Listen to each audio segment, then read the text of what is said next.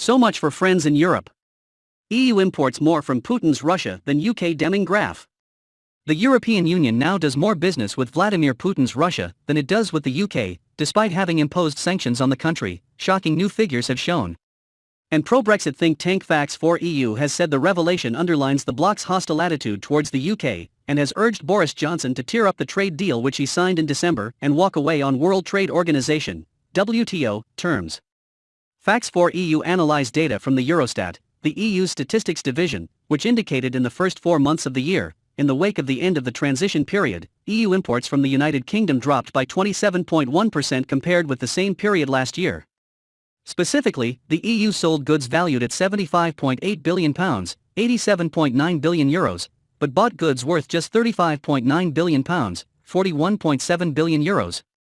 Significantly, the amount of goods imported from Russia increased from £32.42, €37.70, last year to £36.55, €42.50, this year an increase of 12.4%.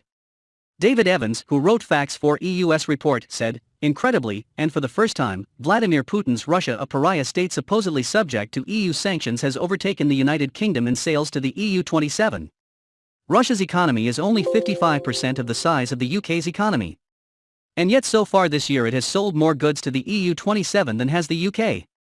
Mr. Evans pointed to 3 factors which he suggested might explain the drop-off in UK exports to the EU. Mr. Evans added, "In light of COVID, we have looked at the comparison between the EU's purchases from the UK and the EU's purchases from its other top 10 suppliers. This clearly shows that the UK is being disadvantaged." The rote response from those who wish ill on an independent and sovereign United Kingdom to any such news is to say, "See, Brexit is a disaster, we told you so," or words to that effect. Never once do they question whether it is the EU's appalling behavior towards the UK which is at fault. He said, "In 2 weeks' time the UK government must decide whether it will impose the EU's rules making GB sales of sausages, burgers, and cold meats into Northern Ireland as difficult as possible. If, as it should, the UK government refuses to impose these vindictive and nonsensical EU rules, the EU will almost certainly retaliate against the UK with more legal action to claim penalties, and by taking action to introduce tariffs on UK goods going to the EU." The figures contained in Facts4EU's report showed how the UK, the EU's closest major partner in trade, was not benefiting from the so-called EU-UK trade and cooperation agreement signed by Boris Johnson, Mr. Evans insisted. He added, "Quite the reverse.